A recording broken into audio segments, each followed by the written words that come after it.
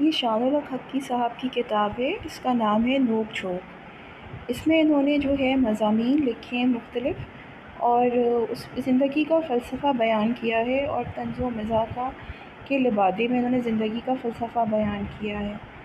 تو اس کتاب میں مجھے طنز و مزاح سے زیادہ زندگی کا فلسفہ نظر آیا۔ اس میں ان کا ایک مضمون ہے جس کا نام ہے بندر۔ تو اس میں انہوں نے کہا، کراچی کے بارے میں انہوں نے کہا کہ یہ بندرگاہ ہے مگر یہاں کوئی بندر نہیں، اور انہوں نے تھوڑا سا شاید اپنا اس کو مزاح کے طور پہ کہا تھا۔ پھر وہ کہتے ہیں کہ انسان جو ہے وہ فطرتاً جو ہے، انسان کی جو فطرت ہے وہ بس اپنے ہی سروائیول کے بارے میں سوچتا ہے، اپنے ہی بچاؤ کے بارے میں سوچتا ہے، اور اپنا ہی پیٹ بھرنے کے بارے میں سوچتا ہے، اور باقی اس کو اب نیکی کی طرف خود کو راغب کرنا پڑتا ہے۔